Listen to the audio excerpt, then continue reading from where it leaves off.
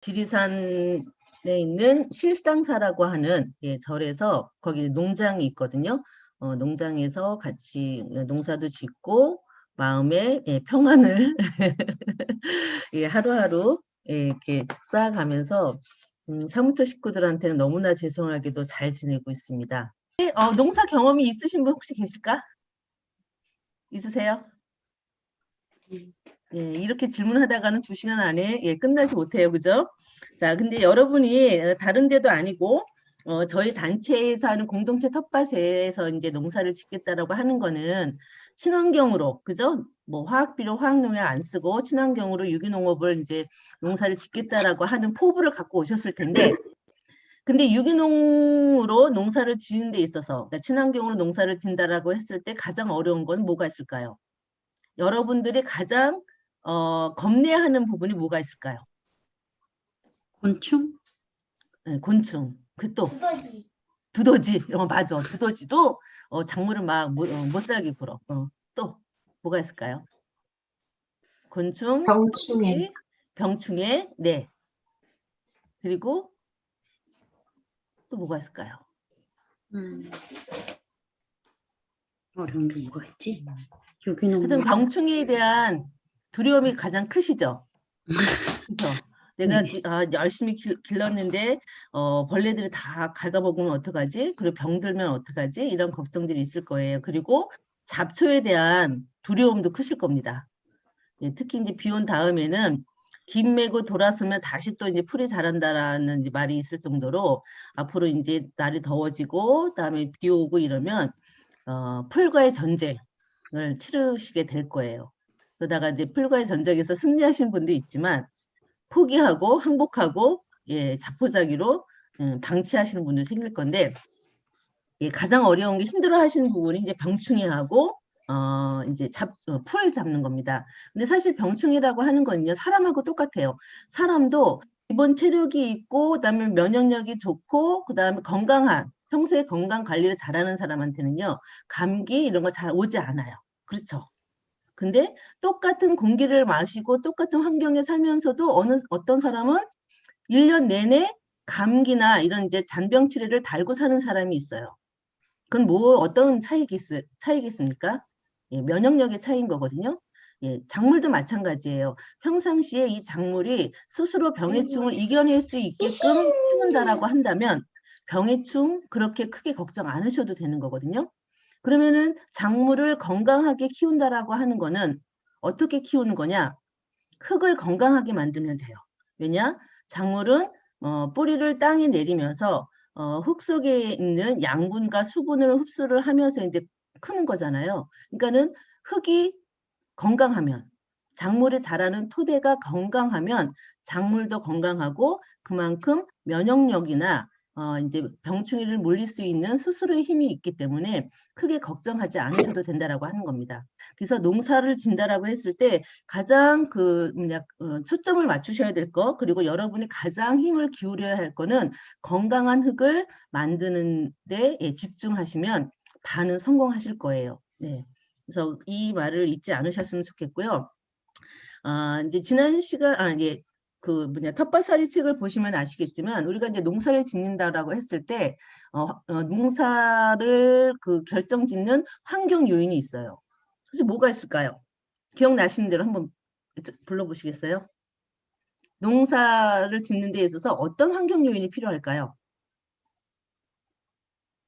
음소거?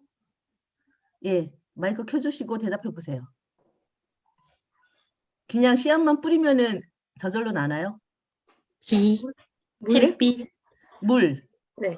그다음에 햇볕, 햇볕도 있어야 되고요. 흙도 좋아야 할 것 같아요. 흙도 줘야 되고요. 그다음에 뭐가? 종자도 좋아야 할 것 같아요. 네? 종자도 그쵸. 좋아야 아주 중요하죠. 우리가 농사를 짓는 거기 때문에 씨앗도 아주 중요합니다. 방금 말씀하신 것처럼 햇볕도 있어야 되고요. 수분도 있어야 되고요. 그다음에 공기와 온도가 있어야 돼요. 그러니까는 온도라고 하는 거는요. 우리가 이제 온도하고 햇빛은 틀린 거예요. 그죠? 햇볕이 있어야지만 광합성을 해서 양분을 만들어내지만 온도는 우리가 한겨울에 우리가 농사를 짓고 덥다고 해서 한겨울에도 농사를 지을 수 있나요? 못 짓죠. 예, 싹이 안 트고 작물이 안 자라요. 왜? 너무 춥기 때문에. 그래서 씨앗에서 싹이 나기까지는 이제 적정한 온도가 필요한데 15도 이상이 돼야지만 발화를 하거든요. 그래서 적정한 온도를 유지해 주는 거, 그다음에 적정한 온도가 올라가는 시기가 돼야지만 농사를 지을 수 있기 때문에 온도도 되게 중요합니다. 그리고 뭐 수분은 말할 것도 없고, 그리고 공기는 왜 필요할까요? 공기 안에는 산소만 있는 게 아니라 이산화탄소하고 질소가 있어요. 근데 식물은 광합성 할 때 필요한 게 햇빛과 이산화탄소가 있어야 되잖아요. 그래서 공기가 없으면 식물이 자랄 수가 없습니다. 근데 여기에 나와 있는 공기, 햇볕, 온도, 수분 이런 것들을 보면 자연적인 요소예요. 그래서 내가 아무리 애를 쓴다고 해도 이 자연적인 재해 앞에서 속수무책으로 당할 수밖에 없어요. 하늘만 바라보고 농사 지을 수 있는 요건이 공기, 햇빛, 온도, 수분이라고 하는 겁니다. 물론 이제 하우스나 이런 시설을 통해서 자연의 이런 요소들을, 환경 요소들을 이렇게 제어할 수는 있지만 그건 되게 이제 그 한계가 있는 거고, 어디까지나 공기, 햇빛, 온도, 수분은 자연의 영역이기 때문에 인간이 어떻게 할 수 없는 영역일 것이라고 하는 거죠. 근데 이 토양이라고 하는 거는 농부가 어떤 노력을 하느냐에 따라서 좋은 흙을 만들 수도 있고 나쁜 흙으로 만들 수도 있어요. 그래서 우리가 집중해야 될 것은 토양이라고 하는 겁니다. 그리고 아까 말씀하셨듯이 좋은 씨앗을 갖고 있는 것, 그 좋은 씨앗을 심는 것도 되게 중요하겠죠. 자, 여기 두 개의 사진이 있는데요. 선생님들이 보시기에 어떤 흙이 좋은 흙처럼 보이시나요? 여기서의 전제는 농사짓기 좋은 흙입니다. 예. 어떤 흙이 좋은 흙처럼 보이세요? 오른쪽. 두 번째.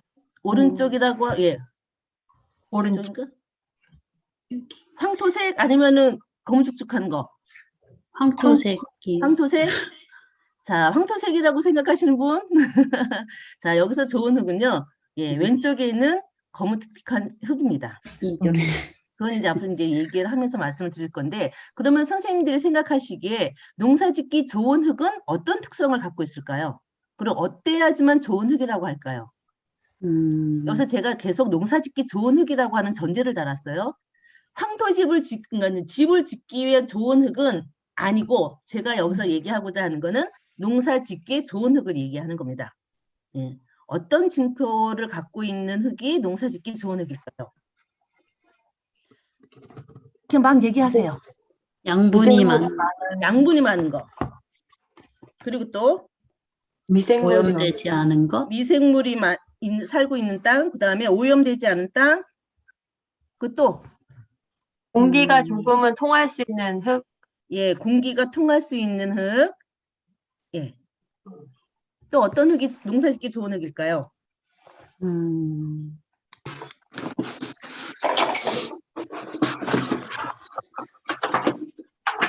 자, 일단 농사짓기 좋은 흙이란 말하기 전에 제가 이제 몇 가지, 5가지 흙의 샘플을 준비했습니다. 이걸 보시고 1번부터 5번까지 샘플이 있는데 이 중에서 여러분이 보시기에 시각적으로라도 좋은 흙이라고 생각하는 번호를 정해주시면 돼요. 사실 현장에서 교육을 하면 이제 냄새도 맡아보고 촉감도 막 느껴보고 이러면서 이제 그 판별을 할 텐데 지금 이게 영상이니까 일단 눈으로만 한번 보시기 바랍니다.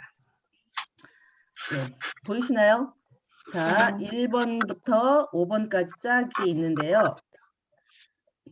자, 위에서 한번 비춰볼게요. 1번, 2번, 3번, 4번, 그 다음에 5번.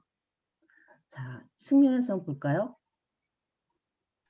자, 시각적으로 보시기에 일단 어떤 흙이 좋은 흙처럼 보일까요?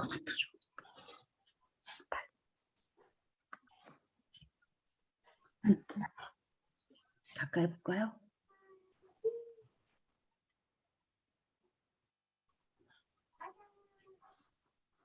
(2번) (1번) 자, 위에서부터 다시 한번 볼게요. 1번, 2번, 3번, 4번, 5번. 다 비슷비슷해 보이나요? 자, 그럼 여기서 농사짓기 그러면 안 좋은 흙처럼 보이는 건 몇 번일까요? 3번. 3번? 5번. 네. 네. 예, 일단 3번, 5번 나왔습니다. 그러면은 농사짓기 좋은 흙처럼 보이는 건 4번. 4번. 1번. 네. 1번. 1번, 4번. 1번. 네. 왜, 그러니까 4번하고 1번이라고 말씀하신 분은 왜 그렇게 말씀하셨어요? 아까 이 왼쪽 검은 흙이 좋은 좋은 흙이라고 흙이라고 말씀하셨는데 약간 각- 검해 보여가지고 네. 네. 일단 각각의 흙이 어떤 흙인지 한번 보여드리도록 하겠습니다. 정답. 자, 1번은요. 예, 멀칭된, 그러니까 멀칭이라고 하는 거는 흙 위에다가 뭔가 이렇게 덮어주는 거를 멀칭이라고 하거든요. 예, 그래서 흙 표면이 드러나 있지 않은 흙이에요. 예, 멀칭된 밭의 흙이고요. 2번은 지렁이 똥입니다. 그리고 3번은 그냥 모래예요. 모래고 4번은 부엽토. 우리가 산속에 가면 낙엽이 이렇게 쌓여져 있잖아요. 그 낙엽을 걷어내면 바로 밑에 있는 그 흙이 부엽토예요. 그리고 5번은 똑같은 이제 밭농사를 짓는 밭인데 멀칭되어 있지 않은 예, 밭의 흙입니다. 1번하고 5번하고 똑같이 밭흙이에요. 지금 현재 농사 짓고 있는 밭흙인데 1번은 흙이 드러나 있지 않고 뭔가를 계속 덮어져 있는 흙인 거고 5번은 예, 그냥 흙의 맨살이 드러나 있는 그런 이제 흙이에요. 자, 지금 선생님들이 예, 좋은 흙으로 이제 1번, 4번을 예, 말씀해 주셨고 안 좋은 흙을 이제 3번, 5번 해주셨는데 맞아요. 근데 왜 그러냐? 자, 아까 좋은 흙이라고 어떤 분이 이제 양분이 있어야 되고, 그다음 미생물이 많이 살아 있어야 되고, 오염되지 않아야 되고, 공기가 잘 통해야 된다라고 하셨는데, 그러면 이러한 조건들이 작물이 자라는데 어떤 영향을 미치기 때문에 이러한 것들이 좋은 흙인지, 좋은 흙의 조건이 되는지 한번 보도록 하겠습니다. 네, 자, 좋은 흙은요, 제가 한번 정리를 해봤습니다. 아까 이제 그 공기가 잘 통한다라고 하는 거는 이제 흙이 딱딱하지 않고 되게 포실포실 부드러운 흙을 얘기를 하는 거거든요. 그러니까 흙 속에 공간이 많으면 예, 공간이 많으면 공기가 잘 통하겠죠. 그래서 공기뿐만 아니라 예, 수분도 물도 잘 통해야지만 뿌리가 잘 뻗을 수가 있어요. 그걸 이제 물리성이 좋다라고 표현을 하거든요. 그래서 물리성이 좋을 것, 그 다음에 당연히 우리는 집을 지을 흙이 아니라 농사를 지을 흙이기 때문에 양분을 많이 지니고 있는 흙이 좋은 흙이에요. 그리고 유기물이 많아야 된다. 유기물이라고 하는 건 이제 다시 이제 설명을 해드릴 건데 일단 이렇게만 알고 계시고요. 그리고 산도가 산성, 중성, 알칼리성 중에 중성이어야 된다. 그리고 미생물이 많이 살고 있는 땅을 우리는 농사짓기 좋은 흙이라고 이야기를 해요. 자, 여기 보면 희끗희끗한 게 뭐죠? 미생물이에요. 예, 미생물이 균사가 예, 이렇게 뻗어서 되어 있는, 그래서 미생물 엄청 이제 많이 살고 있는 흙인 거죠. 우리가 보통 산에 가면 볼 수 있는 부엽토를 이렇게 보시면 이런 이제 미생물들이 많이 있습니다. 그리고 부엽토 냄새를 맡아보면요, 되게 향긋한 냄새가 나요. 우리가 보통 흙냄새라고 하는 그게 이제 방선균이라고 하는 미생물이 내뿜는 예, 그 냄새인데 제가 아까 샘플 흙 중에 부엽토 갖고 오신 걸 직접 냄새를 맡아보셨으면 그 냄새를 맡아보실 수 있었는데 참 안타깝습니다. 어쨌거나 이거 이제 부엽토 사진인 거고요. 그리고 예, 이렇게 몽글몽글하고 부드러워야지만 흙 속에 땅 속에 공간이 많아서 뿌리 뻗음이 좋게 되는 그러니까 좋은 흙이라고 할 수 있습니다. 그러면 그래서 흙 속에는요. 우리가 이제 작물 키우는 흙 속에는요. 단순히 흙 알갱이 그러니까 바위가 쪼개져서 자갈이 되고 자갈이 쪼개져서 모래가 되고 이런 이제 그런 돌덩어리, 흙덩어리만 있는 것이 아니라 흙 속에는 이런 이제 흙이라고 할 수 있는 그 무기물만 있는 것이 아니라 광물만 있는 것이 아니라 눈에 보이지 않는 미생물 그리고 지렁이, 땅강아지 아주 그런 이제 무수히 많은 토양 생물체들이 함께 어우러져 살고 있어야지만 예, 좋은 흙이라고 얘기할 수 있어요. 아까 흙 알갱이는 무기물이라고 했잖아요. 근데 이런 미생물이나 지렁이나 이런 애들은 유기물이라고 하거든요. 그리고 뿌리의 잔사. 그러니까 이제 뿌리도 작물도 죽잖아요. 그죠? 그러면은 그 흙 속에 남아 있는 이제 뿌리의 사체, 작물의 사체, 그다음에 뭐 이런 이제 동물들의 사체 이런 것들이 이제 썩는 거, 썩어서 다시 유기물로 되는 거 이런 것들 이제 유기물이라고 얘기하는데 그래서 흙 속에는 광물뿐만이 아니라 이런 유기물도 함께 있어야지 작물이 자라기 좋은 흙이다라고 하는 겁니다. 그 이유는 이따가 다시 말씀을 드릴게요. 그리고 여기 보면 이제 공기와 물이라고도 표현이 되어 있는데 공기와 물이 없으면 뿌리가 호흡을 할 수가 없고 양분을 흡수할 수 없기 때문에 좋은 땅이라고 할 수가 없는 거예요. 그래서 공기와 물이 있으려면은 흙 속에 공기와 물이 들어갈 수 있는 공간이 많이 있어야지만 헐렁헐렁한 흙이 되어야지만 좋다라고 하는 겁니다. 그래서 우리가 이제 봄이 되면 제일 먼저 농사할 때 제일 먼저 하는 일이 뭐예요? 밭갈이 하죠. 삽질하죠. 그 왜 하겠어요? 자, 이처럼 그 흙 속이 반은 비어 있어야 돼요. 제 소리가 막 이렇게 울리는 것 같은데요? 잘 들리시나요? 잘 들리시나요? 잘 들려요? 예, 예. 이렇게 흙 속에 공기와, 그러니까는 이제, 흙반, 공간 반이 있어야지만, 이 사이로, 이 공간으로 물이 흐르고, 물이 통하고, 공기가 통하면서 뿌리가 잘 뻗을 수 있다라고 하는 겁니다. 오른쪽에 사진 보시면 되게 딱딱해 보이죠?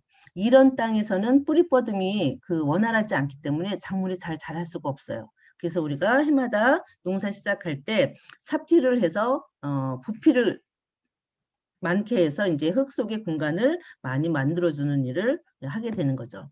자, 이렇게 토양에는 이런 이제 광물질과 공기, 그다음 물이 이런 비율로 있을 때 농사짓기 좋은 흙이라고 이야기를 합니다. 네.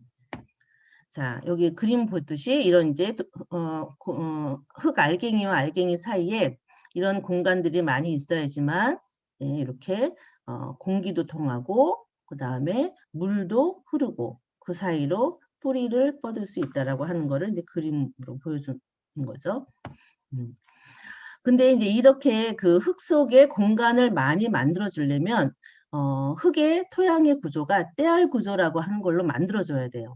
떼알 구조라고 하는 건 뭐냐면 이렇게 흙 알갱이에 하나하나가 이렇게 모여 있는 것이 아니라 이렇게 붙어 있는 것이 아니라 여기 가운데 그림처럼 작은 흙 알갱이들이 붙어서 하나의 커다란 알갱이로 되어 있는 형태 이런 것들을 떼알 구조라고 얘기합니다.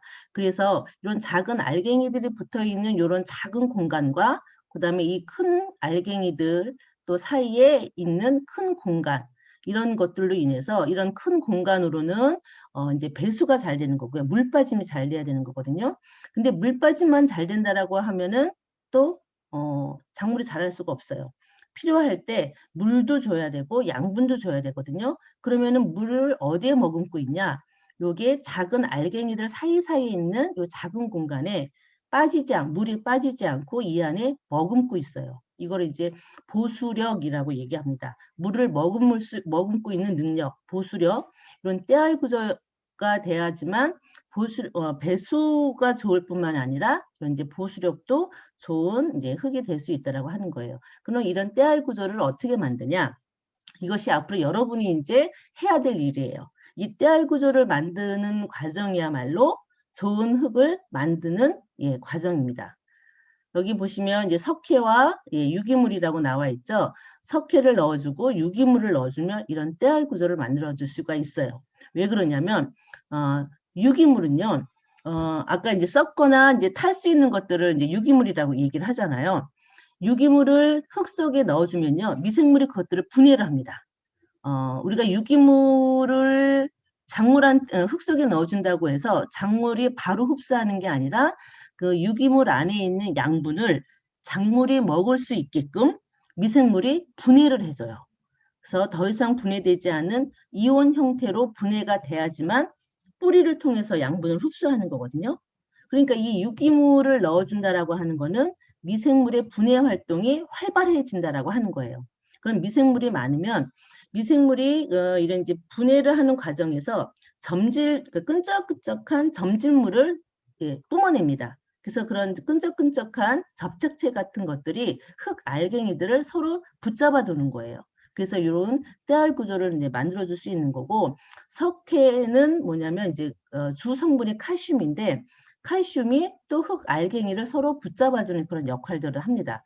그래서 이런 때알 구조를 만들어주는 데 있어서 가장 좋은 거는 이제 유기물이라고 하는 거고요. 제가 이제 오늘 강의에서 가장 많이 이야기하는 단어가 유기물하고 미생물일 거예요. 그만큼 중요하다라고 하는 겁니다. 그러면 유기물을 어떻게 활용할 것이냐? 그건 이제 앞에서 계속 말씀드리도록 하겠습니다. 자, 이게 이제 제가 한번 실험을 해본 거예요. 정말 때알 구조가 작물의 신장에 그렇게 큰 도움이 될까? 때알 구조의 대표적인 이제 흙이 뭐냐면요. 아까 샘플에서 보셨던 지렁이 똥이에요. 2번 표시가 되어 있었던 지렁이 똥인데, 그러니까 지렁이가 먹이를 먹고 싼 똥이에요. 냄새 하나도 안 납니다. 이 지렁이 똥은요, 그 자체가 때알 구조로 되어 있어서 토양을 개량하는 개량제로 많이 사용되고 있는 게 지렁이 똥이에요. 그래서 여기 보시면 여기 오른쪽에 있는 컵에는 지렁이 똥으로만 채웠고요. 맨 왼쪽은 지렁이 똥이 아닌 일반 그냥 밭에 있는 흙으로만 채웠고, 가운데는 반반을 섞어서 씨앗을 한번 뿌려봤어요. 그랬더니 자, 여기 오른쪽 한번 보시겠어요? 19일 경과하고 나서 이게 이제 배추 씨앗인데, 맨 마지막 밑에 거를 보도록 하겠습니다. 뿌리 뻗음 이 길이를 한번 비교해 보세요. 분변토 지렁이똥 100%로 키운 데는 뿌리가 이렇게 깁니다. 상층부하고, 그러니까 지상부하고 지하부의 길이가 거의 1대1이에요. 근데 맨 오른쪽 지렁이 분변토를 하나도 넣지 않는 이런 일반 흙에서는 뿌리가 되게 짧죠. 뿌리의 길이에 따라서 지상부의 작물의 자람이 결정되는 거예요. 뿌리를 많이 뻗으면 뻗을수록 지상부가 잘 자랄 수 있기 때문에 이 뿌리 뻗음을 잘할 수 있게 우리가 조건을 만들어주는 게 농사를 잘 짓는 비결입니다. 그러니까 어떻게 해야 되겠어요? 딱딱한 땅이 아닌 부드러운 흙을 만들기 위해서 계속 여러분들은 노력을 하셔야 된다고 하는 겁니다. 즉, 때알 구조를 만들기 위한 노력들을 하셔야 한다고 하는 거예요. 자, 그리고 두 번째, 좋은 흙은 그래서 앞전에 쭉 얘기한 거는 뭐냐? 물리성이 좋아야 된다라고 하는 겁니다. 물리성이라고 하는 거는 배수력, 그다음 배수성, 그다음에 물을 머금을 수 있는 보수성, 그다음에 양분을 머금을 수 있는 보비력, 이런 것들을 갖고 있는 흙. 그러기 위해서는 흙이 비어 있어야 된다. 포실포실한 흙을 만들어줘야 된다. 때알 구조를 만들어줘야 된다라고 하는 것들을 좀 기억해 주셨으면 좋겠습니다. 그리고 두 번째, 좋은 흙이란 양분을 많이 지니고 있는 땅이라고 했잖아요. 그럼 양분을 많이 지니고 있으려면 그럼 비료, 아니면 양분이 될 만한 비료 이런 거를 많이 넣어주면 되는 거 아니야? 이렇게 생각하실 수가 있어요. 그렇지 않나요? 그러려면 모래땅에 농사가 잘 될까요? 안 될까요? 잘 안 되죠. 그럼 잘 되기 위해서는 그러면은 모래땅에도 이제 농사가 잘 되게 하려면 거기에 비료를 막 때려 부으면 되겠네. 그럼 잘 될 거 아니에요. 근데도 아닌가요? 모래땅에 농사가 안 돼요, 그죠? 근데 네. 그 모래땅에 농사가 잘 되게 해주려면 양분을 계속 넣어주면은 잘 자라지 않을까요? 양분이 다 씻겨 나갈 것 같아요. 왜 씻겨 나갈까요? 다른 흙은 안 씻겨 나가나? 아까 흙 속이 비어 있을수록 좋은 땅이라고 했잖아요. 그래야지 흙 공간이 비어 있어야지 그 사이로 공간도 흐르고, 공기도 흐르고, 물도 흐르고, 그런다라고 했잖아요. 그럼 일반 모래 흙에서, 자체에서 음, 모래 자체에서 물과 영양분을 머금고 있지 못하니까. 맞아요. 머금고 있지 못하기 때문에 그래요. 그러면 그 작물이 양분을 어떤 형식으로 섭취를 하는지 그 원리를 알면 그걸 이해를 하실 수가 있어요. 자, 여기 그림을 보시면 맨 오른쪽이 뿌리입니다. 노란색이 뿌리고요. 그 다음에 분홍색과 하늘색이 흙 알갱인데, 흙 알갱이는 전기적으로 마이너스 성질을 띄어요.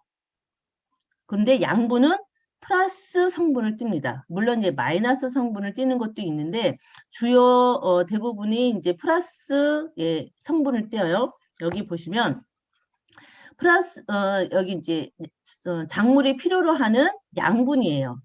보통 이제 17가지라고 얘기하는데 질소, 칼륨, 칼슘, 마그네슘, 철, 망간, 아연, 구리, 니켈 이런 이제 플러스 성분을 띠는 양분이고요. 그다음에 질소, 인, 황, 염소, 금속, 몰리브덴은 마이너스 성질을 띠는 이 양분이에요. 17가지라고 했는데 여기는 14종밖에 없네요. 그건 뭐냐? 질소가 플러스도 있고 마이너스도 있어요. 그만큼 중요하기 때문에 그렇습니다. 여기에 없는 거는 뭐냐? 우리가 공기 중에 있는 산소, 탄소, 수소를 포함해서 17가지, 18가지 양분을 필요로 한다라고 얘기를 하는데 그건 어차피 공기를 통해서 우리가 작물이 먹을 수 있기 때문에 그건 빼고 이렇게 작물한테 필요한 양분을 요 14가지라고 보통 이야기를 합니다. 자, 그래서 보시면 이런 이제 플러스 양분을 성질을 갖고 있는 양분은요, 흙에 잘 붙어 있을 수 있어요. 왜? 흙 알갱이가 마이너스 성분을 띠기 때문에 플러스인 양분이 여기에 흙 알갱이에 붙어 있을 수가 있는 거예요. 그럼 마이너스 양분은 플러스 양분을 다리 삼아서 이렇게 붙어 있게 됩니다. 이해하셨죠? 자, 그런데 문제가 있어요. 우리가 보통 양분을 30만큼 주는데 근데 이 흙 알갱이는요, 마이너스를 10개밖에 갖고 있지 못해요. 양분을 잡을 수 있는 손이 10개밖에 없다라고 하는 거야. 근데 보통 우리 농부들은 30개, 50개, 100개 분량의 양분을 막 쏟아 부어요. 그러면 쏟아 부은 대로 얘 흙 알갱이가 양분을 붙잡고 있을 수 있을까요? 못 잡아요. 네. 흙은 마이너스를 10개밖에 갖고 있지 못하기 때문에. 그래서 양분 10개밖에 못 붙어 있는 거고 그럼 나머지 20개, 40개, 90개의 양분은 어떻게 되겠어요? 흙 속을 떠돌아 다니다가 큰 비가 오거나 이럴 때 쓸려 내려가는 거예요. 이해하셨나요? 자, 그러면 우리는 어떻게 농사를 지어야 되냐? 이 흙이 갖고 있는 마이너스 개수인 10개만큼의 양분을 주든가. 그죠? 양분을 그래서 조금씩 나눠서 주든가 아니면 이 마이너스의 개수를 늘리면 되는 거예요. 이해하셨나요? 흙 알갱이에 붙어있는 마이너스가 10개밖에 없어서 양분을 10개밖에 못 붙잡고 있으니 10개만큼만 주든가 양분을 10개만큼만 주든가 아니면 양분을 잡고 있을 수 있는 손의 개수를 더 많이 늘리면 우리가 농부가 주는 대로 그 양분을 딱딱히 붙잡고 있다가 작물이 필요할 때마다 양분을 줄 수가 있다라고 하는 거예요. 이해하셨죠? 그러면 농부가 해야 될 일은요. 이 마이너스 개수를 늘리는 일이에요. 그래야지 양분을 많이 머금는 좋은 흙을 만들 수 있는 겁니다. 이해하셨나요? 근데 불행하게도 우리나라의 땅은요. 이 마이너스 개수가 10개밖에 안 돼요. 우리나라는. 그래서 되게 척박합니다. 일본은 30개 정도 되고요. 미국의 땅은 50개 정도가 돼요. 그래서 미국 땅은요. 되게 비옥해요. 양분을 비료나 양분을 주면 줄수록 그러니까 주는 대로 흙이 다 머금고 있어. 근데 우리나라는 많이 준다고 해서 되는 게 아니에요. 밑 빠진 독에 물 붓는 격으로 흙은 머금을 수 없는데 그보다 더 많은 양의 비료를 계속 넣고 있는 거죠. 그런데 아까 제가 유기물 얘기했죠. 이 유기물은요. 우리나라 흙 10개밖에 못 잡고 있는 이 능력을 유기물은 곱하기 25배나 더 있어요. 즉 250개의 양분을 붙잡을 수 있는 손을 갖고 있다라고 하는 겁니다. 그러니까 어떻게 해야 되겠어요? 유기물을 흙 속에 부지런히 넣어줘야 돼. 흙 속에 유기물이 많이 있게끔 계속 관리를 해주면 양분을 많이 머금은 좋은 땅을 만들 수 있다라고 하는 거예요. 되게 쉽죠? 그렇죠. 좋은 땅 만드는 거 쉽죠. 예. 자, 다시 다음 얘기를 한번 넘어가도록 하겠습니다. 이걸 이제 토양학에서는 양이온 교환 용량이라고 얘기를 하는데 이게 알고만 계세요. 그래서 우리나라는 10 정도밖에 안 되고 유기물은 250개 정도 된다. 그래서 유기물을 토양 속에 많이 넣어줌으로 인해서 양분이 풍부한 농사짓기 좋은 흙을 우리는 만들 수 있다라고 하는 겁니다. 자, 계속 유기물이 나왔는데요. 좋은 흙이란 그래서 유기물이 많으면 좋은 흙이 될 수밖에 없는 거예요. 왜? 양분을 많이 거느릴 수가 있으니까. 그쵸? 그래서 유기물이 많은 흙을 만들면 됩니다. 그러면 아까 제가 간단하게 말씀드렸는데 유기물은 뭐냐?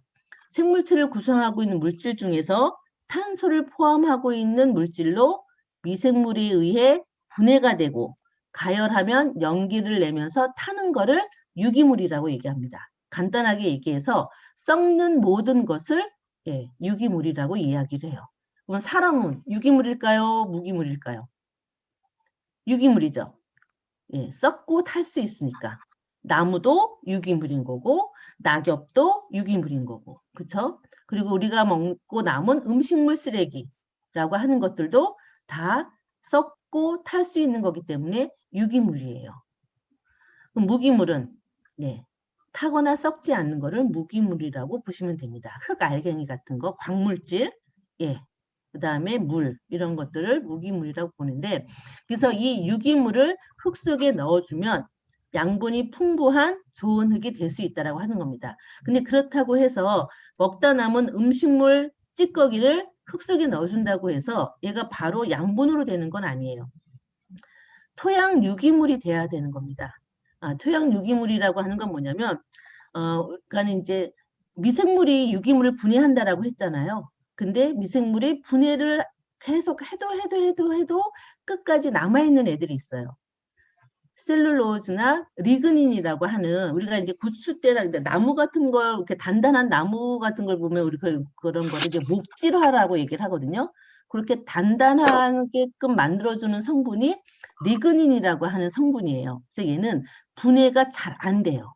그리고 오래 걸리고. 그래서 토양 유기물은 이렇게 미생물이 분해를 계속 하고 해도 끝까지 남아있는 이런 리그닌 성분들 그리고 미생물이나 토양 속에 살고 있는 소생명체들이 죽은 사체들, 그러니까 단백질이겠죠?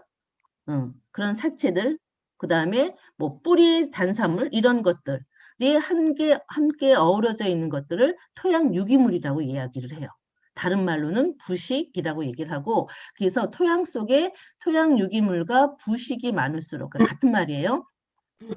흙은 거름지게 됩니다.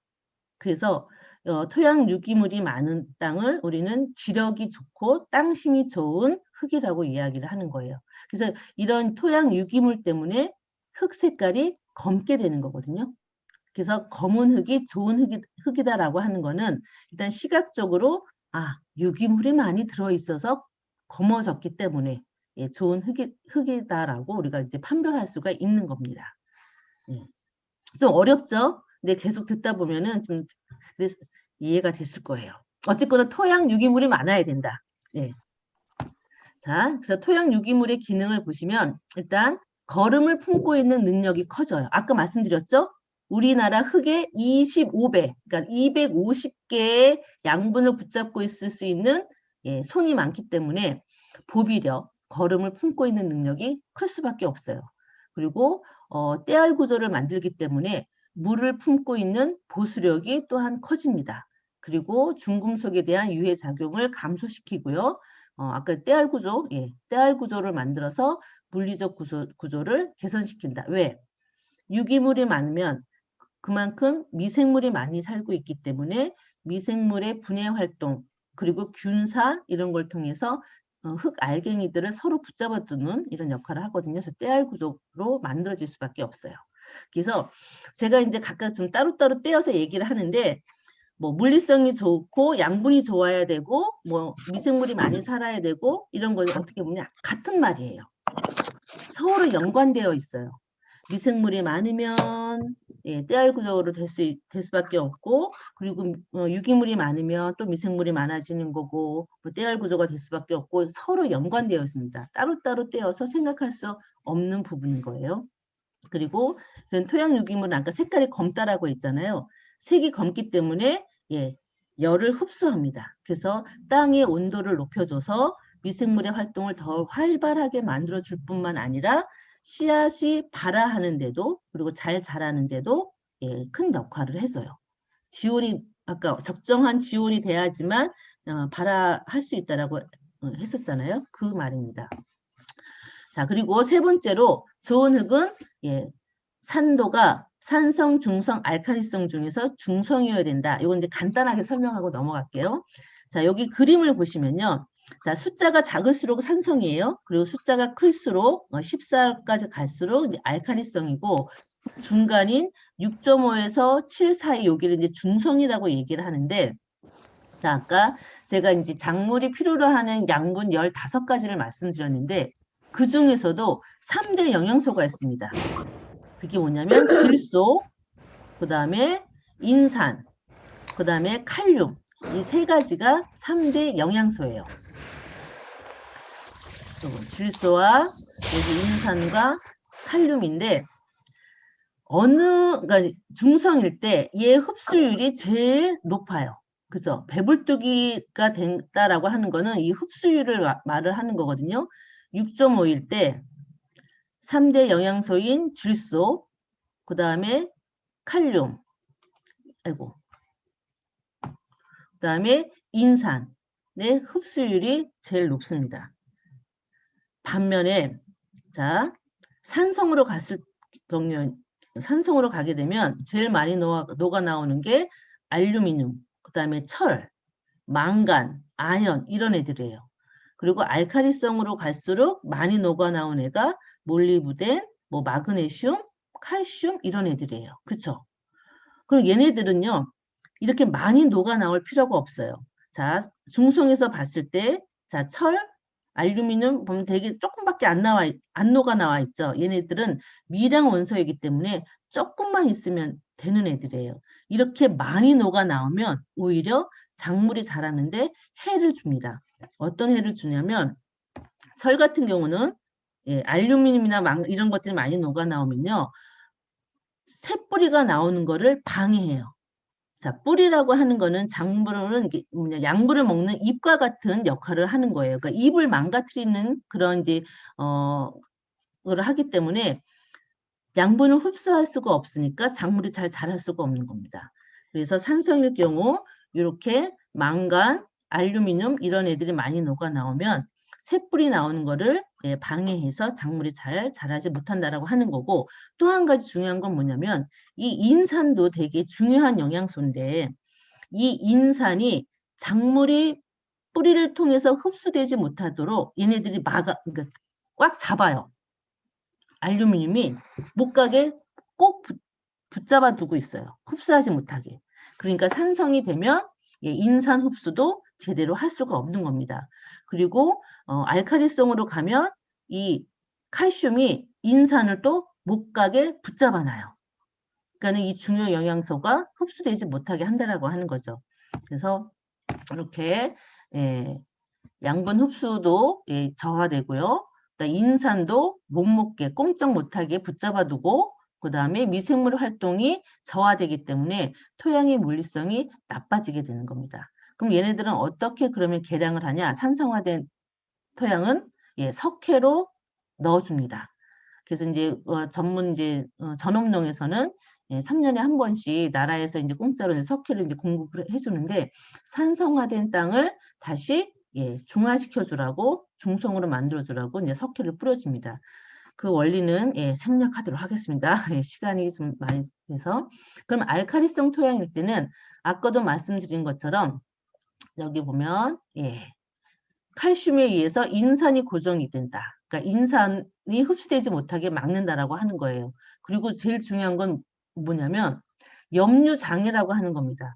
토양 속에 그 플러스 양분인 칼륨, 칼슘, 마그네슘, 나트륨 이런 양분이 많이 녹아 나오면 알칼리성이 되는 거거든요. 그런 거 뭐냐? 흙 속의 농도가 진해지는 거예요. 자, 여러분 삼투압이라고 하는 거 아시죠? 자, 우리가 배추 절이는 거를 보면 이제 삼투압 현상을 이제 쉽게 상상할 수 있는데, 자, 삼투압이라고 하는 건 뭡니까? 농도가 낮은 데에서 진한 곳으로 이동하는 거죠.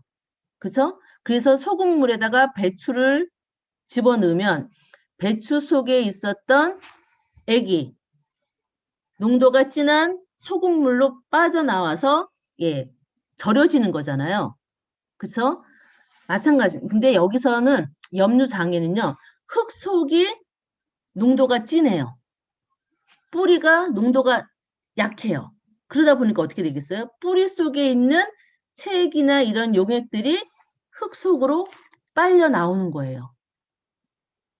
원래는 뿌리가 흙 속에 있는 양분을 어떤 식으로 흡수를 하냐면 흙보다는 뿌리의 농도가 더 진해요. 그래서 흙 속에 농도가 낮은 흙 속에 있는 수분이 양분과 함께 농도가 높은 뿌리로 빨려 들어가는 거거든요. 그런 원리로 이제 양분을 흡수하는 건데 이런 알칼리성 염류가 양분이 많으면 농도가 뒤바뀌어져서 뿌리 속에 있는 액체들이 흙 속으로 나오게 되는 거예요. 그럼 어떻게 되겠어요? 뿌리가 마르겠죠. 고사되겠죠. 그래서 알칼리성은 이게 정말 안 좋은 거예요. 염류장애라고 하는 거. 토양 속에 이걸 역삼투압이라고 하는데 역삼투압으로 인해서 말라 죽는 이런 염류장애를 일으키게 됩니다. 그래서 과도한 양분을 사용하지 않는 게 중요해요. 그리고 이런 얘기까지만 하도록 하겠습니다. 이해되셨나요? 네. 그래서 적정한 양분을 넣어주는 것도 되게 현명한 농부가 할 일이라고 생각을 하고요. 이게 바로 염료 집적이에요. 양분들이 이렇게 하얀 소금 낀 것처럼 위에 올라와 있죠. 이런 것들은요. 양분이 너무 과해서 이렇게 흙이 좀 죽어가고 있는 그런 모습입니다. 자, 그리고 좋은 흙이란 미생물이 많이 살고 있는 땅이다라고 말씀을 하셨어요.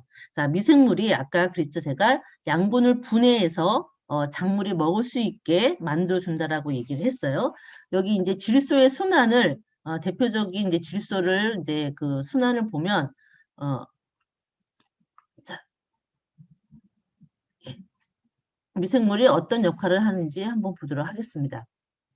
자, 질소는요, 대기 중에 많이 들어있습니다. 그죠? 이 대기 중에 있는 질소가 흙 속에 그러니까 그 공기가 통한다라고 했잖아요.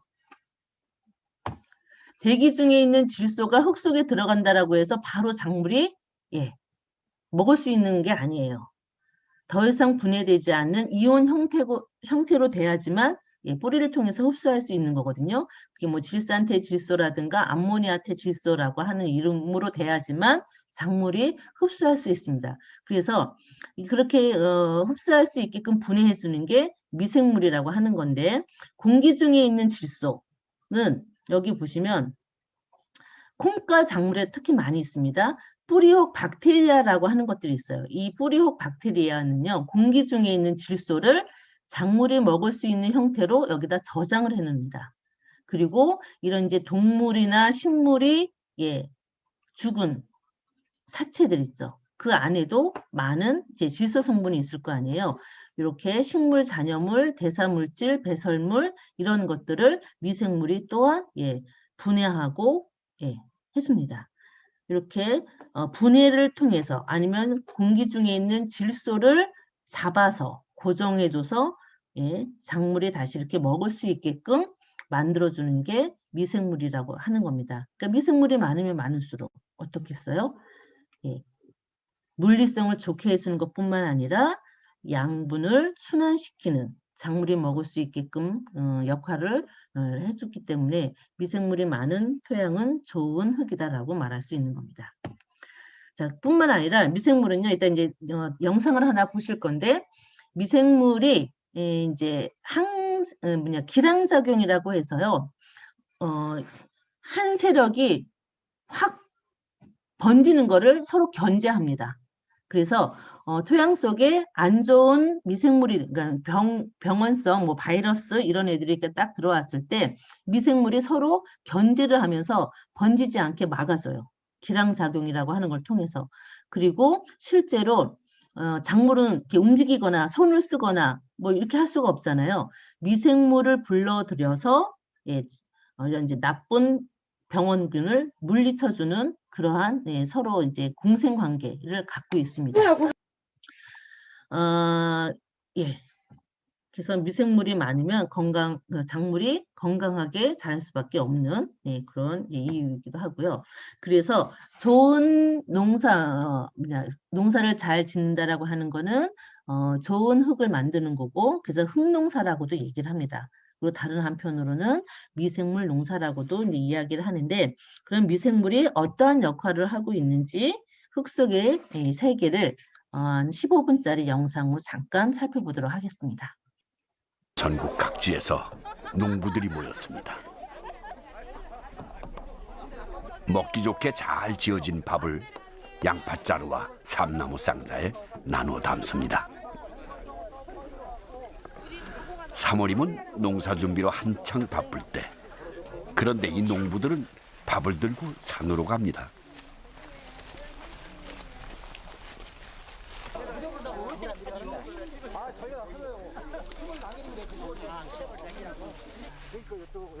발을 멈춘 곳은 대나무 밭 아래입니다.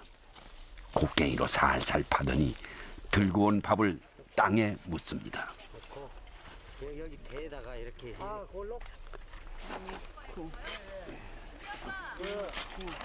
밥이 무슨 보물이라도 되는 것처럼 참 까다롭습니다. 종이로 덮고 나무가지로 숨구멍을 내고, 꼭 비밀스러운 제사 같죠?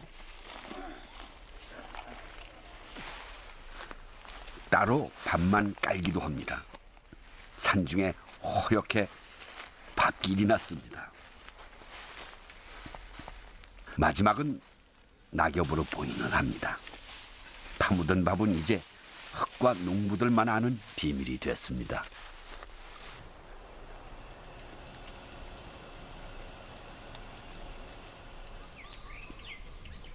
흙은 거의 맨몸을 드러내지 않습니다. 낙엽을 덮든 풀을 입든 꽃으로 치장을 하든 대부분 무언가로 감싸고 있습니다. 흙은 어떻게 이런 것들을 불러 모았을까요? 흙의 비밀을 알기 위해서는 흙 속으로 들어가 봐야 합니다. 흙은 바로 박테리아의 집입니다. 이 안에서 먹이를 먹고 이 안에서 식구수를 늘려나가죠.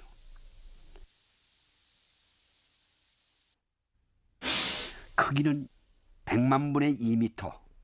상상할 수 없는 크기로 흙에 딱 붙어서 흙의 일부처럼 살아갑니다.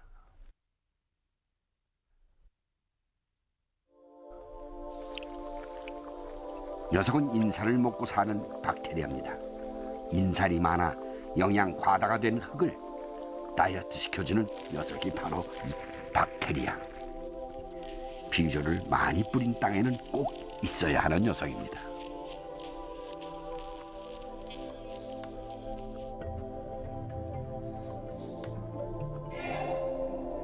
이가 없는 박테리아는 온몸에서 분해 효소를 내 온몸으로 먹잇감을 녹여 먹습니다. 스펀지가 물을 빨아들이는 것과 같은 이치죠.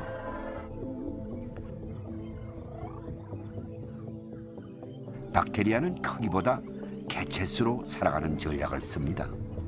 가장 빠른 녀석이 18분마다 분열해서 순식간에 개체수의 2배로 불어납니다. 먹이, 온도, 습도만 맞으면 이틀 만에 온 지구를 덮어버릴 겁니다. 엄청난 폭발력이죠.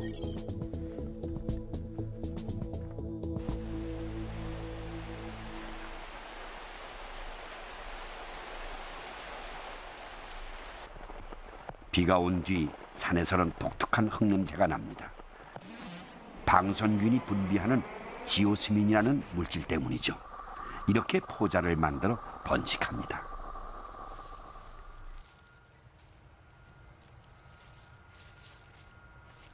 대부분 미생물은 축축한 낙엽 아래 많습니다. 이 허옇게 보이는 녀석은 곰팡이 덩어리인 균사체. 물론 하나하나 보면 굉장히 작습니다.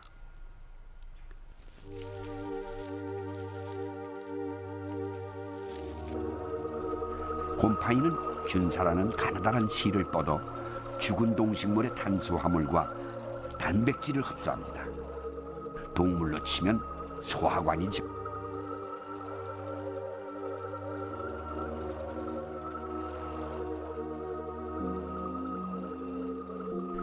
아무리 복잡한 화합물도 곰팡이를 만나면 가장 단순한 원소로 돌아갑니다. 지상에서 가장 유능한 청소부. 이 기세로 곰팡이는 5억 제곱킬로미터의 지표면을 정복해갑니다.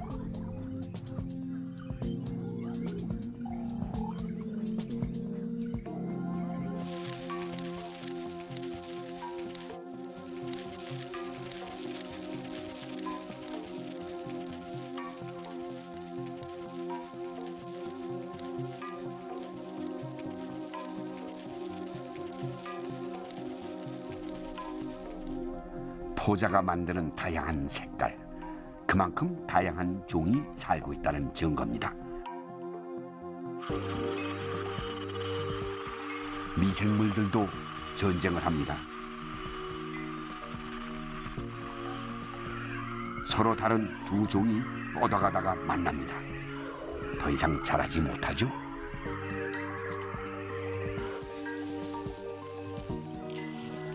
서로의 성장을 억제하는 기량작용, 병원성 균도, 이 기량작용 때문에 더 이상 자라지 못합니다.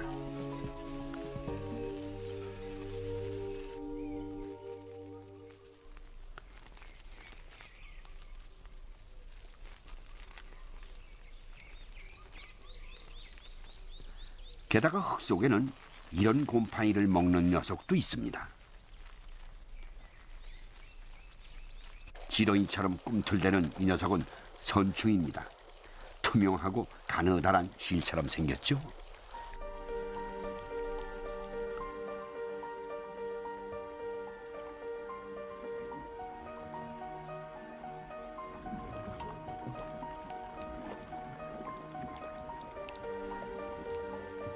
선충은 주사기처럼 생긴 입으로 균사의 구멍을 내 탄수화물, 단백질, 지질을 빨아먹습니다.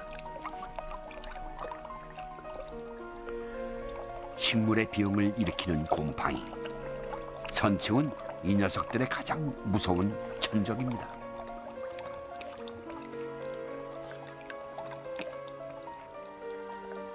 하지만 선충도 역으로 곰팡이의 먹이가 되기도 하지요. 곰팡이들이 만든 고리에 걸리면 꼼짝없이 밥이 됩니다. 곰팡이가 자신의 몸으로 만든 함정. 걸리면 끈적한 물질로 꼼짝 못하게 하죠.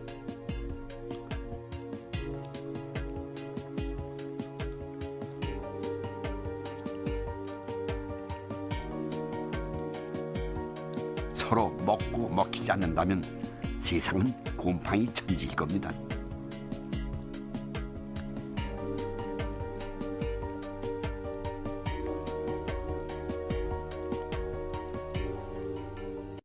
언뜻 정지된 세계 같지만 흙은 수십억 생물들이 날마다 전쟁을 펼치는 소우주. 미생물이 살고 있는 흙은 스펀지처럼 발로 밟아도 쉬 주저앉지 않습니다. 자세히 보면 곰팡이 균사가 흙 알갱이를 잡고 있습니다. 흙이 먼지처럼 날아가지 않는 것은 미생물이 그 안을 지키기 때문입니다.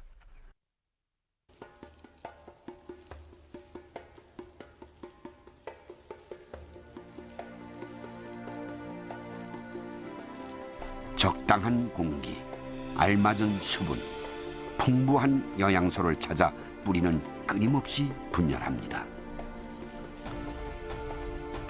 지하 1m 깊숙한 곳까지 파고들어 흙 속에 새로운 길을 만듭니다.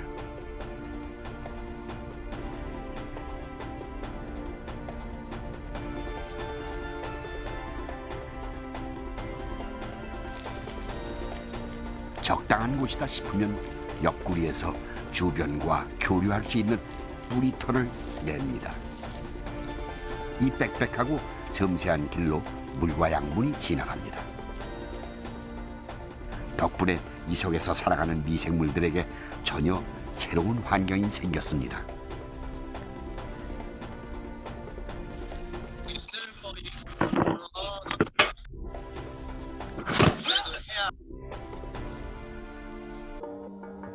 뿌리에서 끌어올린 물은 엽록체에서 공기와 햇빛으로 합성하여 당류를 만들어냅니다. 이렇게 얻은 당류 중 일부를 뿌리로 내려보냅니다.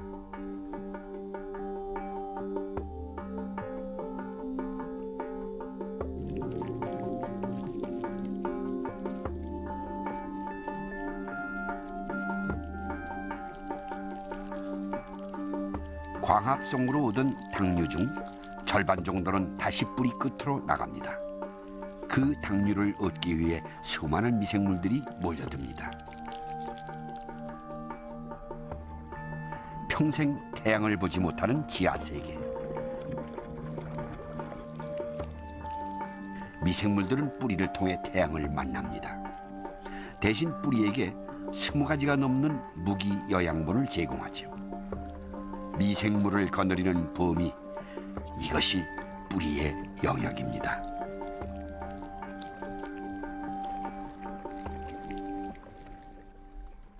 식물이 없는 맨 땅에는 미생물이 거의 없습니다. 둘은 한 몸처럼 살아갑니다. 그 미생물 중 하나, 구슬처럼 생긴 이것은 마이코리자라는 곰팡이입니다. 식물에게 당류를 얻는 대신 뿌리가 갈 수 없는 좁은 틈까지 가서 양분을 얻어옵니다. 척박한 땅에서는 식물의 양분 흡수율을 2000배나 올려주죠. 균사를 뻗어 식물의 뿌리 조직 세포에서 살아가는 마이코리자. 이 때문에 식물에겐 뿌리가 30cm나 더 생겼습니다. 최초의 관계가 이렇게 무성한 관계를 낳았습니다. 살아있는 생명들이 서로 관계를 맺는 것. 자연은 그런 것이 아닌가 싶습니다.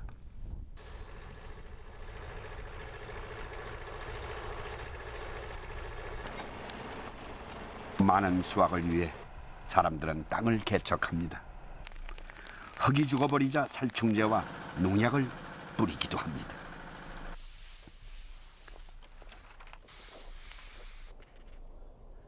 길어봤자 세대 주기가 20시간인 그들에게 그것은 핵폭발이었죠. 미생물이 죽어버린 흙은 껍질만 남은 빈집이 됐습니다.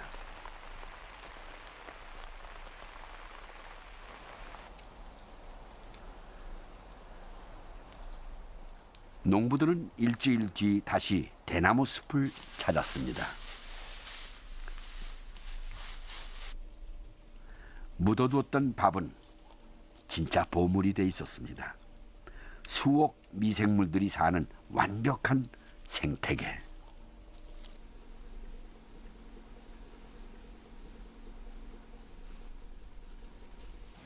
대나무 뿌리에 사는 미생물들이 고스란히 밥으로 옮겨졌습니다.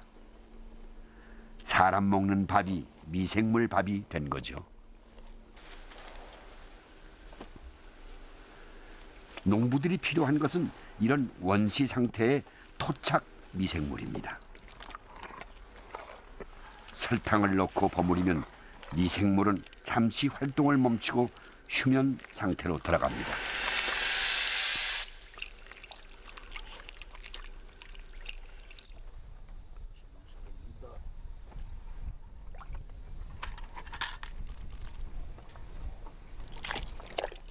농지로 가져와서는 물에 개어 희석시킵니다.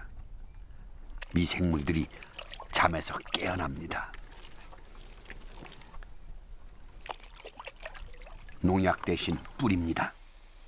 그들이 활동을 시작합니다. 불과 3일 만에 그들의 영토가 돼버렸습니다.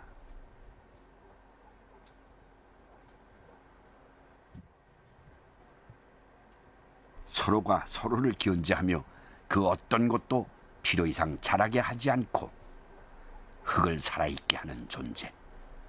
이들의 힘으로 씨앗은 자랍니다.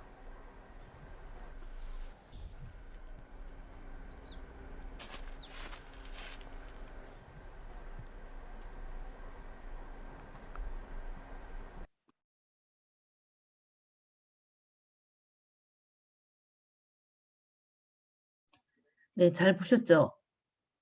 네, 그래서 이 미생물을 여러분들도 직접 배양을 해서 내 밭에다가 넣어주시면 좋은 효과를 보실 수가 있어요. 다시 공유를 하도록 하겠습니다. 네, 어떻게 만드냐? 영상에도 나와 있듯이 왜 안 넘어갈까요? 네. 자, 물론 이제 보통 이제 EM이라고 하는 것들 아시죠?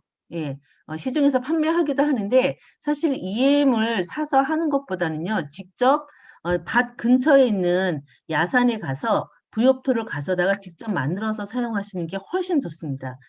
일단은 이제 개체수조차도 이제 되게 차이가 많이 나고요. EM은 몇 종류 안 되거든요. 그리고 내 밭 바로 옆에 있는 야산에서 사다가 구에다가 미생물을 배양을 시키는 게 더 좋습니다. 그래서 보시면 부엽토를, 그러니까 낙엽을 싹 걷어내면 그 밑에 있는 검은 흙이 바로 부엽토거든요.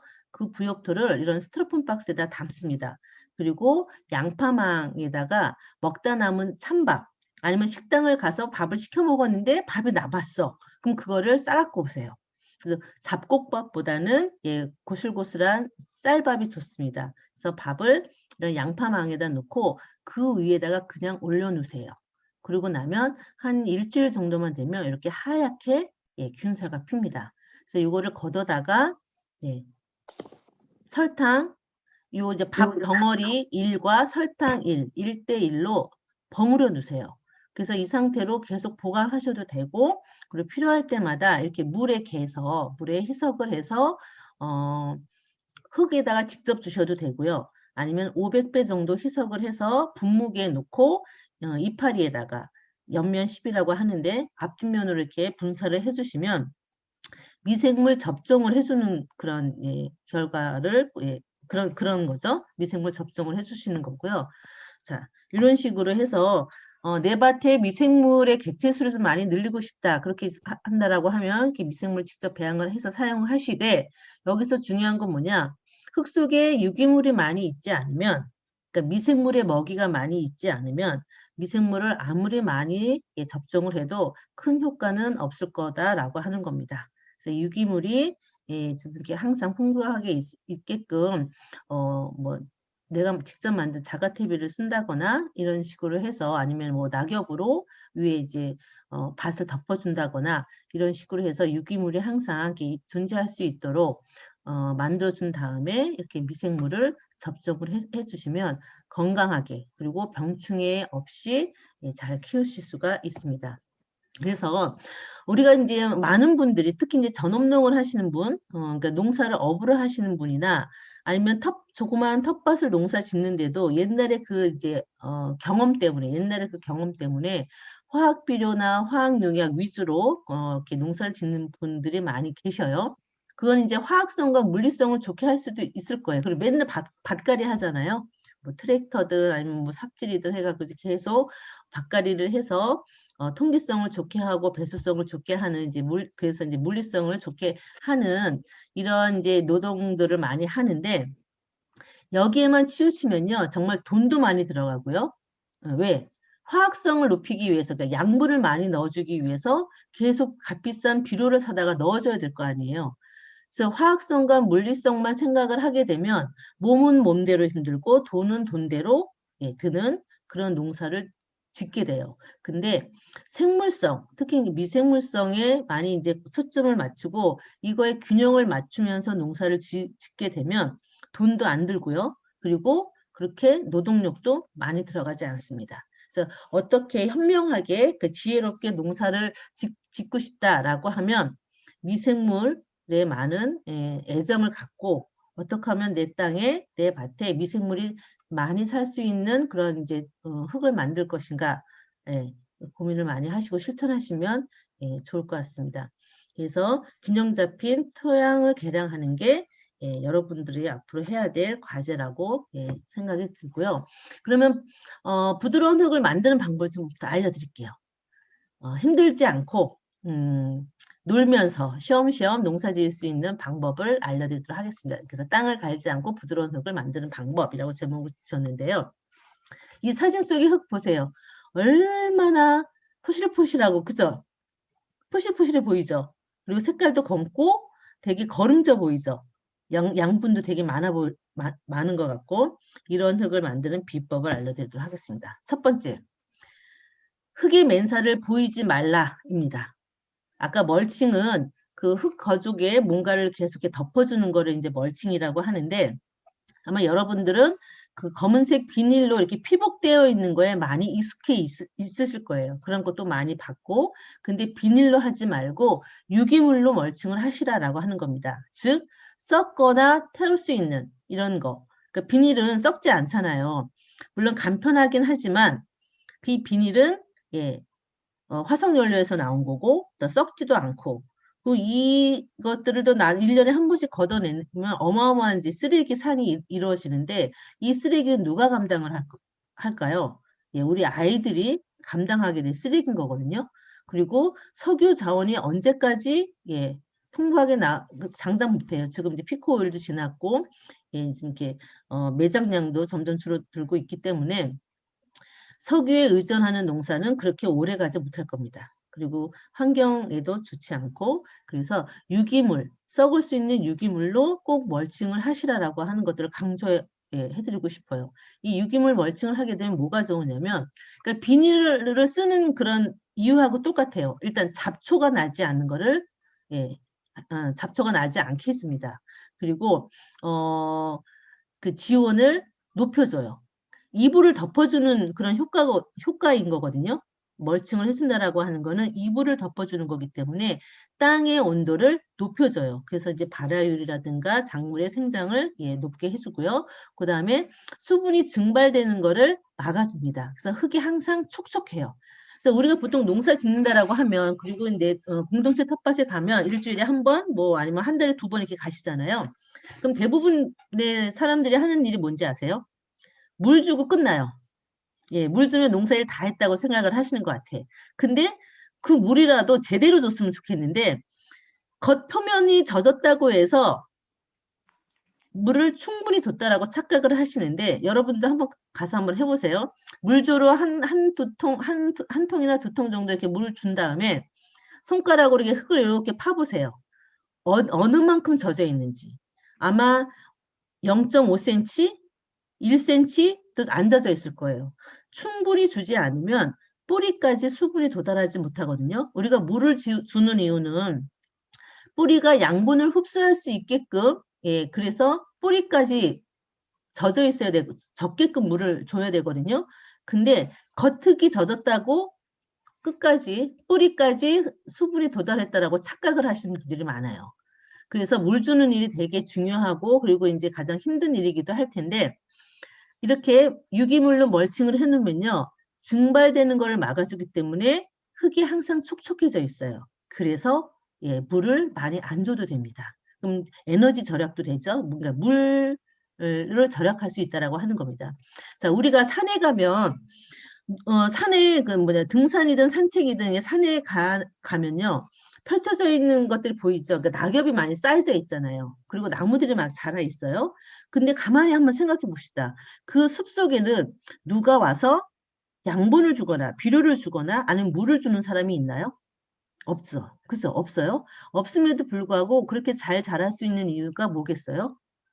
낙엽이 항상 덮여져 있기 때문에 흙이 맨살이 드러나 있지 않기 때문에 수분 증발도 되지 않고 그리고 그 낙엽이 썩어서 다시 양분으로 순환이 되기 때문에 예, 누가 와서 가꾸지 않아도 숲은 그렇게 울창하게 될 수 있는 거거든요.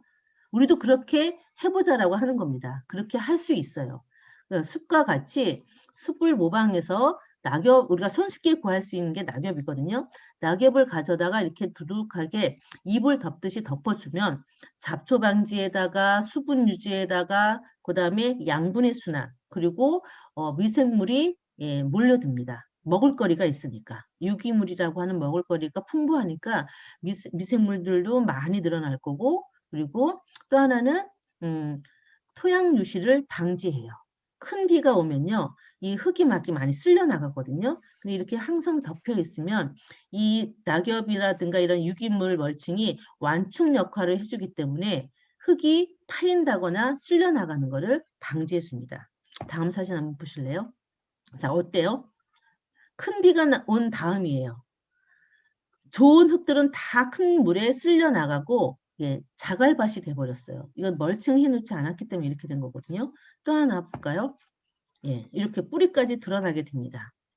큰 비가 오면 이렇게 겉에 있는 흙, 겉흙이 가장 양분이 많이 이렇게 모여 있는 흙이거든요. 이 겉흙이 다 쓸려 나간다라고 하는 거는 양분도 같이 쓸려 나간다라고 하는 겁니다.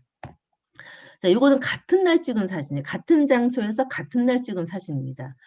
이 오른쪽은 이렇게 낙엽으로 멀칭이 되어 있는 밭이고요. 하나는 맨살이 드러나 있는 밭이에요. 근데 비 오고 난 다음에 볼까요? 빗물에 막 튀겨갖고 이 뒷면이 다 흙투성이가 됐어요. 이파리 뒷면에는 기공이라고 하는 게 있어서 이걸 통해서 이제 숨을 쉬는데 여기가 다 막히게 된 거죠. 근데 이렇게 멀칭되어 있는 이 밭은 어때요? 상추가 아주 깨끗합니다. 이러한 것들을 방지해주는 역할도 하고요. 이게 이제 작년까지 제가 농사 지었던 곳인데 저는 365일 계속 뭔가를 덮어둡니다. 낙엽이든 아니면 볏짚이든 겨울에는 뭐 왕겨 이런 것들을 계속 덮어줘서 맨살이 보이지 않게끔 이렇게 농사를 져요. 그러면 뭐가 그러면 여러분들 이렇게 하시면요. 1년이 되기 전에 흙이 좋아진다라고 하는 거를 눈으로 직접 확인해 보실 수가 있습니다. 자, 이렇게 계속 뭔가 이렇게 덮어져 있죠? 이불을 계속 덮어주시라고 하는 겁니다. 덮어주잖아요. 얘네들이 싹이 올라올까? 걱정 안 하셔도 됩니다. 뚫고 다 올라와요. 되게 촉촉해 보이고 흙들도 되게 편안해 보이지 않나요? 자, 이렇게 유기물로 계속 덮어놓게 되면요. 낙엽을 싹 제가 걷어봤거든요. 그때 온통 지렁이 똥밭이 되어 있었어요. 이렇게 낙엽 위에 올라와 있는 것이 지렁이 똥이거든요. 이 위에도 똥이 있고 그리고 요 낙엽을 걷었더니 완전 푸실푸실한 흙으로 변해 있어요. 호미질 안 해도 돼요. 모종 심을 때 호미질에서 구덩이 안 파도 돼요. 그냥 손으로도 충분히 구덩이가 파질 수 있을 정도로 되게 폭신폭신한 흙으로 변해 있습니다. 그래서 1년만 이렇게 365일 낙엽으로만 덮어놔도 여러분 눈으로 확인해 볼 수 있을 거라고 하는 거. 그래서 꼭 여러분들 실천해 보셨으면 좋겠어요. 낙엽 사실 구하기 어렵지 않거든요. 아파트 단지나 공원 이런 데 가면 항상 쌓여 있어요. 특히 이제 10월, 11월 달 낙엽 떨어지는 그때부터 그래서 큰 프레자루에 모아서 이제 쌓아 놓는데 그걸 가져가겠다라고 하면요. 너무나 좋아하세요. 왜? 그분들은 그거를 돈 주고 쓰레기 처리를 하거든요. 근데 우리가 가져가겠다라고 하면 그 사람들은 돈도 걷고 너무 좋아하십니다. 근데 단 아파트에서 낙엽을 갖고 오시게 되면 쓰레기 폭탄을 맞을 수가 있어요. 쓰레기랑 같이 막 이렇게 쓸어 담기 때문에 복불복이에요. 어떤 거는 낙엽만 같이 들어있는 것도 있는데 어떤 포대에는 뭐 담배꽁초, 사탕 껍질 뭐 이런 잡쓰레기가 같이 들어있는 이런 것도 있어서 여러분 이제 아파트 사시면 거기 관리하신 분한테 말씀을 미리 해놓으세요. 앞으로 내가 낙엽을 가져다 쓸 테니 좀 쓰레기가 좀 안 나가게끔 잘 좀 해달라 이렇게 부탁을 드리면 해주실 거예요. 그래서 저는 주로는 공원에 있는 낙엽을 많이 가져다 씁니다. 저희 단체는. 그래서 부평공원, 공원이나 이런데 거기는 아주 되게 쓰레기가 별로 없거든요. 그래서 여러분도 낙엽을 많이 활용해 보셨으면 좋겠습니다.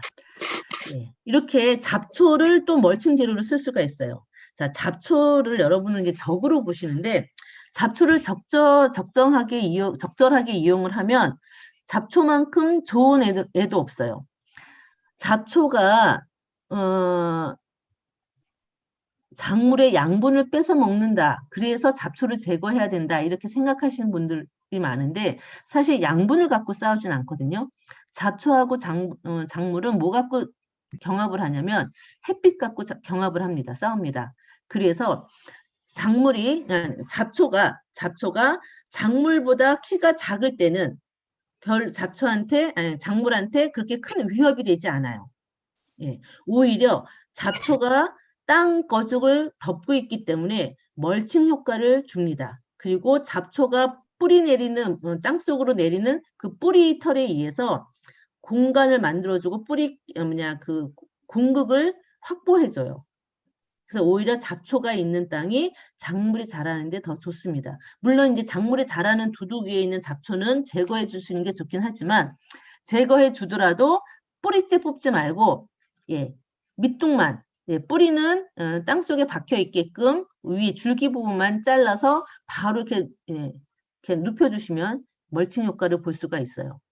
그리고 잡초가 많이 있으면 다른 풀들이 많이 있으면 이 안에서 작은 생태계가 형성이 됩니다. 그래서 천적을 불러일으키고 그리고 그래서 이 천적에 의해서 자연 방제가 가능해요.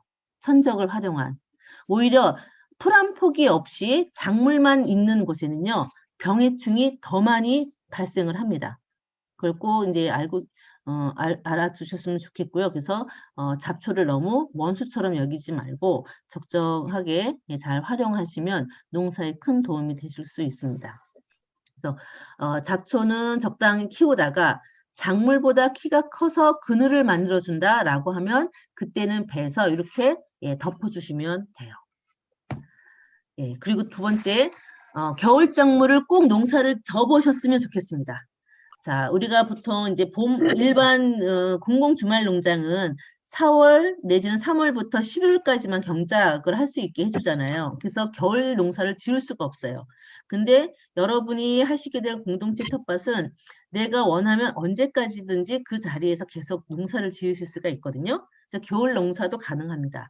양파, 마늘, 뭐 시금치 이런 겨울 작물도 가능하니 꼭 겨울 작물 농사도 지어 보셨으면 좋겠어요. 왜 중요하냐면 내가 단순히 양파, 마늘을 자급한다라고 하는 것뿐만이 아니라 겨울에도 뭔가가 흙 속에 계속 자라고 있으면요. 흙이 유실되지가 않아요. 특히 우리나라 겨울은요. 건조하고 바람이 많이 불어요. 그래서 겨울에 유실되는 바람에 의해서 날아가서 유실되는 흙이 되게 많습니다. 근데 뭔가가 계속 겨울에도 심어져 있으면 유실되는 흙을 보존해 줄 수가 있어요. 그래서 내가 기껏 1년 동안 열심히 유기물 멀칭도 하고 미생물도 접종하고 해서 좋은 흙을 만들어 놨는데 겨울에 아무것도 안 하면 그 좋은 흙이 다 날아가 버릴 수가 있다라고 하는 거죠. 그래서 꼭 겨울 작물을 시도해 보셨으면 좋겠고요. 네. 그리고 세 번째, 녹비 작물도 적절하게 재배를 해보시라. 이 녹비 작물은 뭐냐면 뿌리부터 머리끝까지 이 자체가 비료인 거예요. 그래서 녹색 비료, 그래서 이제 녹비라고 얘기를 하는데 얘네들은 여기 보시다시피 식물의 줄기, 잎 등을 토양의 거름으로 사용하기 위해서 가꾸는 작물이다 이렇게 나와 있죠. 그래서 가을에 파종해서 봄에, 그러니까 겨울 내내 이제 얘네들이 이제 황량한 겨울에 이제 경관작물로도 이렇게 되게 훌륭하게 쓰임이 있고요. 봄에 밭갈이 할 때 얘랑 같이 갈아서 흙 속에 넣어주는 거예요. 그럼 이 자체가 이제 그 비료이기 때문에 농사에 좋은 이제 양분을 공급해주는 그런 작물입니다. 이것도 꼭 한번 재배를 해보셨으면 좋겠고요. 대표적인 게 이제 보리, 호밀, 겨울에, 그러니까 늦가을에 파종을 해서 그 이듬해 봄 밭갈이 할 때 같이 넣어줄 수 있는 이제 호밀이라든가 보리 이런 것들을 많이 좀 심고 있고요. 그 외에는 작물하고 자라는 시기가 비슷하기 때문에 사실 잘 할 수가 없어요. 근데 호밀하고 보리는 우리가 농사 짓지 않는 계절이기 때문에 충분히 활용할 수 있는 그런 작물입니다. 그래서 얘네들은 이제 토양 물리 이런 것 좋은 역할들을 해주고요. 뭐 할게요. 예. 여기 보시면 이 화살표가 보이시나요? 이게 이제 헤어리 배치라고 하는 녹비상물인데 얘가 이제 땅을 기는 그런 넝쿨 같은 애예요. 그래서 땅을 피복을 해주는 그런 역할도 해주고요. 요 오른쪽에 있는 게 안진뱅이 밀입니다. 그래서 경관으로도 되게 좋고 녹비작물로도 많이 사용하고 있고요. 요게 아마 마늘을 심었던 것 같아요. 마늘. 이거는 가운데 있는 마늘이고요. 그다음에 맨 왼쪽에 있는 요게 조선 토종파입니다. 이게 파도 월동을 하는 작물이 있고 단연생이기 때문에 항상 이렇게 흙에 뭔가가 이렇게 심어져 있으면 토양의 물리력을 좋게 하고 유실되는 거를 막아줄 수 있다라고 하는 거를 좀 설명드리고요. 그리고 또 하나, 틀밭을 가능하면 여유가 되고 여력이 되시면 틀밭을 만들어서 농사를 저어보시기를 권해드립니다. 이 틀밭은요, 흙을 가둬두는 거예요. 흙이 흘러내리거나 유실되지 않게 이렇게 막아주는 거거든요. 그래서 이런 방부목을 사용하기도 하고, 아니면 이렇게 그 피죽이라고 해서 원목을 이렇게 잘라낸 나무 껍질 부분 있죠? 그 부분, 그 다음에 이런 벽돌, 그리고 요 위에 있는 건 제가 어저께 여기서 심심해서 만들었던 건데요. 통나무를 가져다가 이렇게 그냥 막아주기만 하면 돼요. 아니면 이렇게 이것도 어저께 만들었거든요. 돌멩이가 너무 많이 나와갖고 이 돌멩이를 이렇게 뺑 둘러쌌어요. 이렇게 통나무도 이렇게 뺑 둘러싸서 이렇게 흙을 막아주는 거예요. 그러면 흘러내리지도 않고 큰 비에 유실되지도 않고 그 다음에 이렇게 멀칭하기가 너무 편합니다. 그리고 정원 같은 텃밭을 만들 수가 있어요. 깔끔하게. 그리고 텃밭 관리하기가 편하고요. 그리고 생태적인 농사가 가능합니다. 굳이 이런 데는 기계가 들어갈 수 없잖아요. 그리고 제가 앞전에 보여드렸던 이 밭도요. 삽질을 해서 퇴비를 넣기도 하지만 안 넣는 경우가 더 많았어요. 우리가 삽질을 해서 경운을 하는 이유가 땅을 포실포실하게 만들어주기 위해서 하는 작업이라고 했을 때 이렇게 멀칭만 해놔도 여기 보는 것처럼 이렇게 포실포실해지는데 굳이 삽질을 할 이유가 없어지는 거죠. 그러니까 쉽게 농사를 지을 수가 있습니다. 네. 그리고 흙의 유실을 방지, 아까 말씀드렸죠. 그래서 이런 흙의 유실을 막을 수 있다. 그래서 여러분들 주변에 좀 구할 수 있는 게 있으면 쉽게 구할 수 있는 나무나 아니면 벽돌이나 아니면 뭐 폐벽돌, 특히 보도블럭 같은 거 그런 걸 가져다가 이렇게 흙을 막아서 농사를 지어 보시면 좋겠습니다. 그리고 자가 퇴비를 한번 만들어 보셨으면 좋겠어요. 공동체 텃밭마다 이제 퇴비간이 있습니다. 그래서 주 재료는 집에서 이제 음식물 쓰레기라든가 이걸 갖고 와서 낙엽과 뭐 톱밥 아니면 뭐 왕겨 이런 걸 이제 켜켜이 이렇게 싸서 퇴비를 만들기도 하거든요. 이 자가 퇴비를 만들면 토양 유기물의 함량을 많이 높일 수가 있어요. 가축분 퇴비는 사실 유기물이 이런 이제 땅심을 좋게 하는 것보다는 양분이 많이 이렇게 녹아있기 때문에 직접 자가 퇴비를 만들어서 사용하는 게 땅심을 높이는 아주 좋은 방법이라고 생각을 합니다. 그리고 이제 버려지는 유기물을 자원순환할 수도 있고요. 우리가 똥, 오줌, 그다음에 음식물 쓰레기 다 돈 주고 버리잖아요. 쓰레기 취급을 하면서. 근데 이렇게 퇴비를 만들게 되면 자원순환을 할 수 있고 양분순환이 된다라고 하는 겁니다. 이거 이제 흙이야기라고 하는 영상을 좀 잠깐 보실 건데요. 멀칭에 대한 중요성을 이야기하는 영상입니다. 애니메이션 같은 건데 그리고 지금 기후위기 시대에 그 공기 중에 이제 그 탄소가 되게 문제잖아요. 근데 이 탄소를 잡아두는 게 농사다라고 하는 겁니다. 그리고 자막이 나오는데요. 자막이 되게 빨리 지나가거든요. 그래서 집중해서 자막을 읽어보셨으면 좋겠습니다. 농부님 틀어주세요.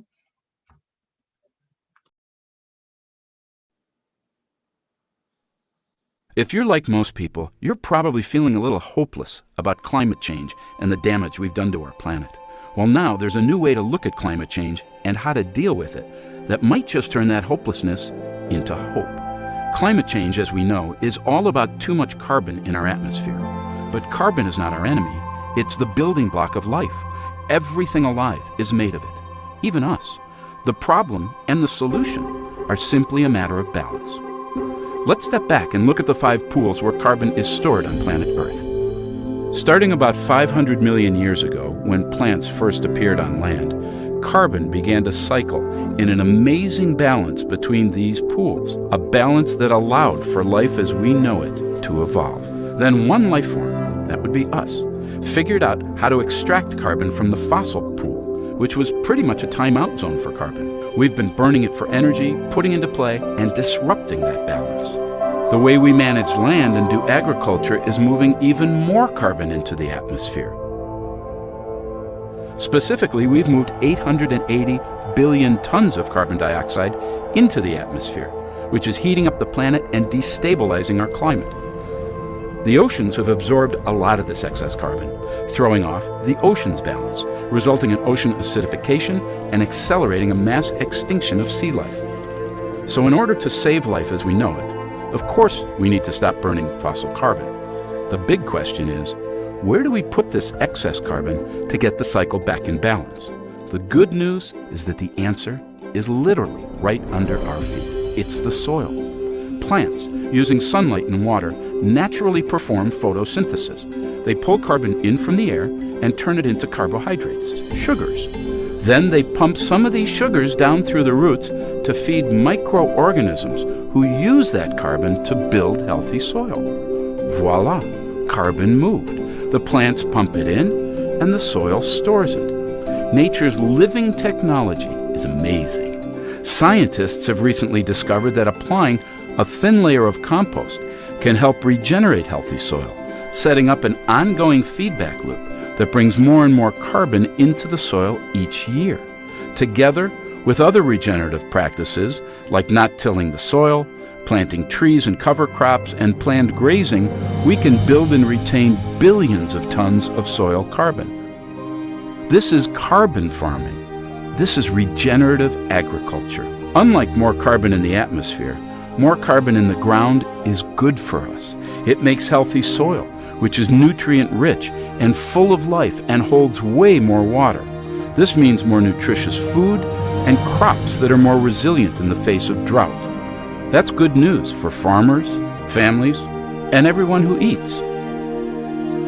Remember this, the way we grow our food, fiber, and fuel either puts carbon up into our atmosphere or pulls it down into the ground. The regeneration of soil is the task of our generation. Our health, the health of our soils, and the health of our planet are one and the same.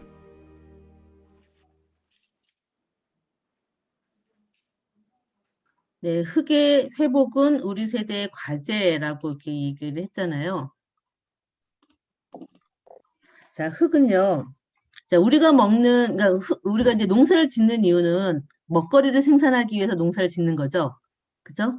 그냥 뭐, 내다 팔려고, 뭐, 그리고 아니면 뭐 100% 자급자족은 아니라 할지라도 어쨌거나 뭔가 이렇게 건강한 거를 수확하기 위해서 농사를 짓는 건데, 우리가 먹는 생명을 유지하기 위해서 먹는 음식물 중에서요, 98%가 어디서 나온지 아세요?